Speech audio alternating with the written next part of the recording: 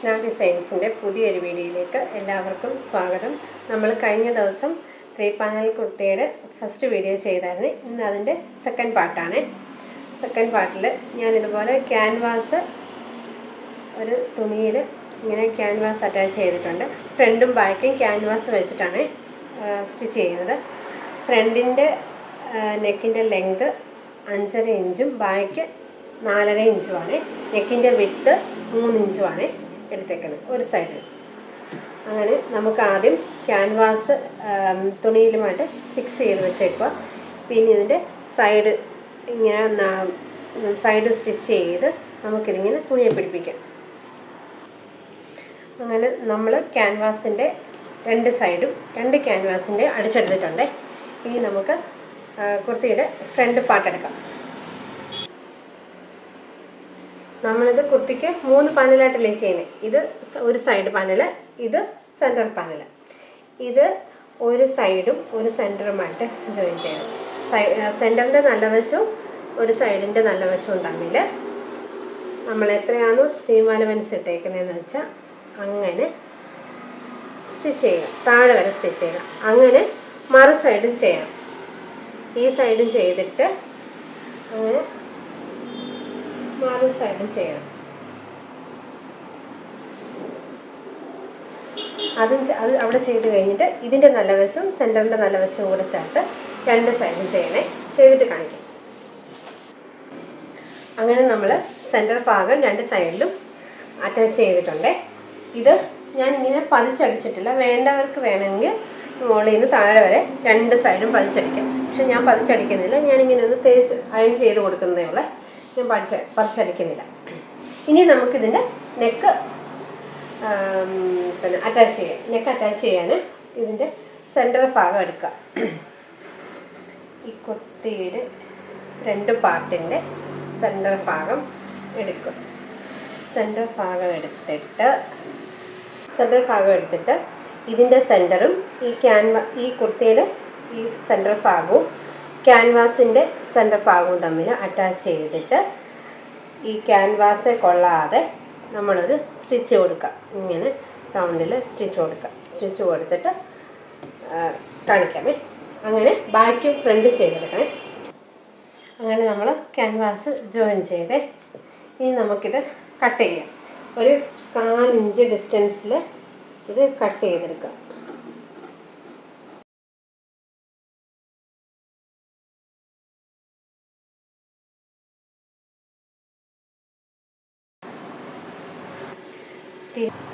അങ്ങനെ നമ്മൾ ഫ്രണ്ടിൻ്റെ നെക്ക് അടിച്ച് മറിച്ചിട്ടു. ഇത് അയൺ ചെയ്യുകയുള്ളൂ. സൈഡ് അങ്ങനെ അടിക്കുന്നൊന്നുമില്ല. അയൺ ചെയ്യുക മാത്രമേ ഉള്ളൂ.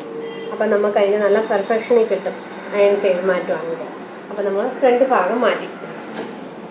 ഇനി ബാക്ക് ഭാഗം നമ്മൾ ക്യാൻവാസിൽ അടിച്ച് മറിച്ചിട്ടുണ്ട്. ഇനി നമ്മളിത് ഷോൾഡർ ജോയിൻ ചെയ്യാൻ പോവാണ്. ഷോൾഡർ ജോയിൻ ചെയ്യുന്നതിന് നമ്മൾ ബാക്ക് പാർട്ട് ഇങ്ങനെ ഇടുക.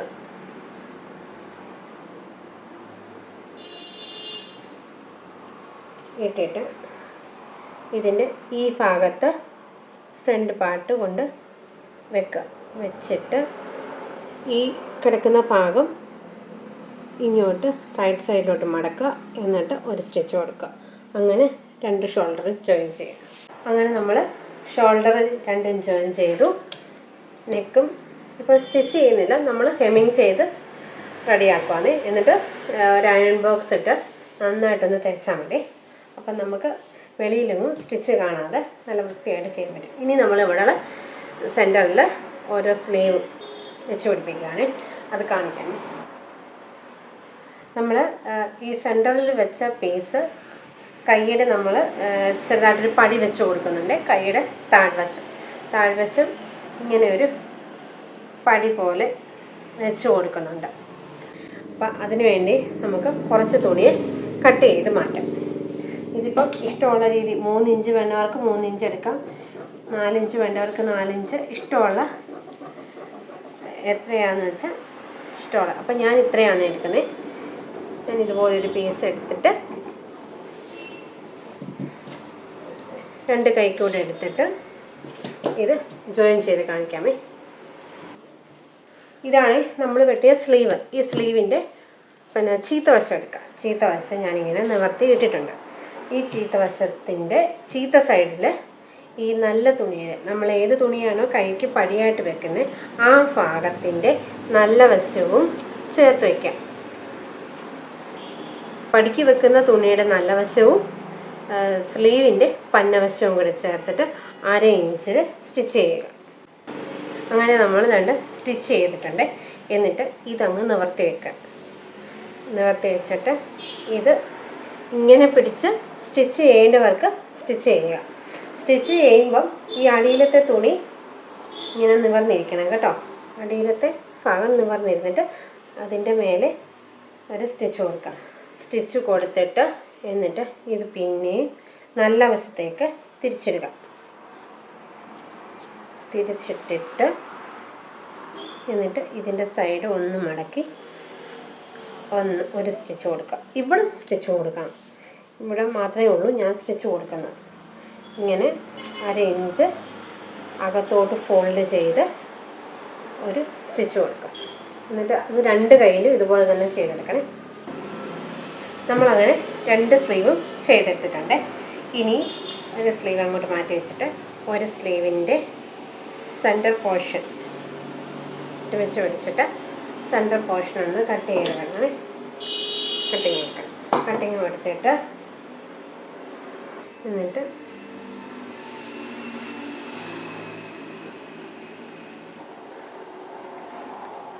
ഈ ഷോൾഡറിൻ്റെ സെൻറ്ററിൻ്റെ നല്ല വശവും ഈ സ്ലീവിൻ്റെ നല്ല വശവും കൂടെ വെച്ചിട്ട് ആദ്യം നടുക്കൂന്ന് ഒരു സൈഡിലോട്ട് സ്റ്റിച്ച് ചെയ്യുക.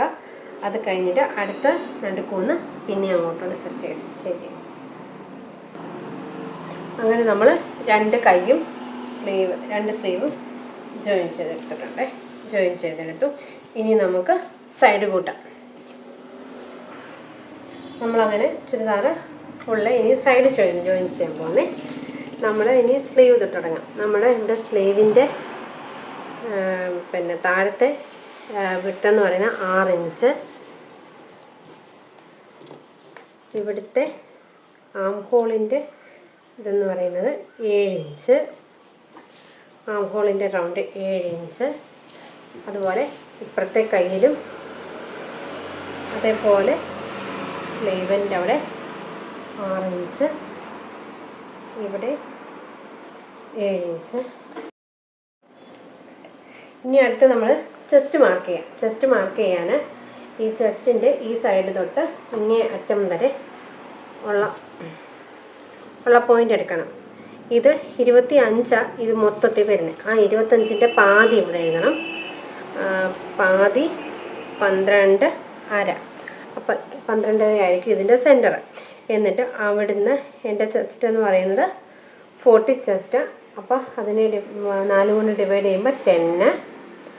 ഈ സൈഡിലും 10. ഇനിയും ഇവിടുന്ന് ഷോൾഡറിൽ നിന്ന് താഴോട്ട് 14 ഇഞ്ച് വേസ്റ്റിൻ്റെ ലെങ്ത് 14 ഇഞ്ച് എടുക്കുക. ഇനി അവിടുത്തെ സെൻറ്ററും കണ്ടുപിടിക്കാം. അവിടുത്തെ സെൻറ്റർ 22ൻ്റെ പകുതി 11. അങ്ങനെ 11 സെൻറ്റർ കണ്ടുപിടിച്ചു. അവിടുത്തെ എൻ്റെ ഒരു സൈഡിൽ 8.5 ഇഞ്ച് മാർക്ക് ചെയ്തു. ഈ സൈഡിലും 8.5 ഇഞ്ച് മാർക്ക്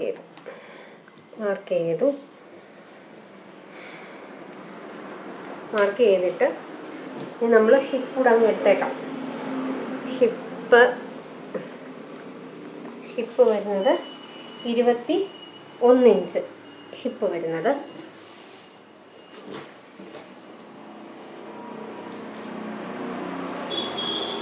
ഹിപ്പിൻ്റെയും സെൻറ്റർ കണ്ടുപിടിക്കാം. അത് 14 വരും സെൻറ്റർ. അവിടുന്ന് 1 ഇഞ്ച് മതി. 13 2 വശത്തും 13 മാർക്ക് ചെയ്യുക. എന്നിട്ട് ഈ ലൈൻസ് എല്ലാം നമ്മൾ ജോയിൻ ചെയ്ത് പോവുക.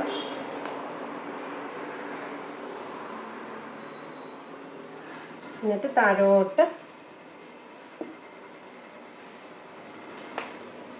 1/2 ഇഞ്ച് ഡിസ്റ്റൻസിൽ താഴോട്ട് അങ്ങേ അറ്റം വരെ സ്റ്റിച്ച് ചെയ്യുക. ചെസ്റ്റിൻ്റെ അവിടുന്ന് വേസ്റ്റിലേക്ക്, 2 ചെസ്റ്റിൽ നിന്നും വേസ്റ്റിലേക്ക് മാർക്ക് ചെയ്യുക. അതുപോലെ സ്ലീവിൽ നിന്നും ചെസ്റ്റിലേക്ക് മാർക്ക് ചെയ്യുക.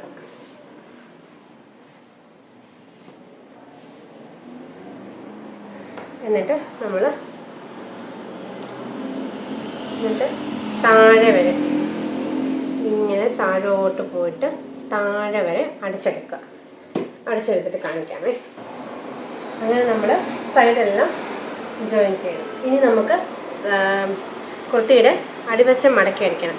ഒരു മടക്കി പിന്നെ ഒരു മടക്ക് കൂടെ മടക്കിയിട്ട് ചുറ്റും സൈഡ് ചുറ്റും അടിച്ചിട്ട് വരാമേ. എന്നിട്ട് കുർത്തി മൊത്തത്തിൽ നമുക്ക് എങ്ങനെയുണ്ടെന്ന് നോക്കാം.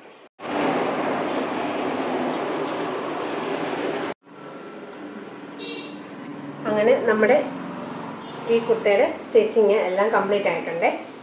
ഇതിൻ്റെ ഫുൾ വ്യൂ ഇങ്ങനെയാണ് വരുന്നത്. ഇങ്ങനെ വരുന്നു. ബാക്ക് പോർഷൻ ഇങ്ങനെയാണ് വരുന്നത്.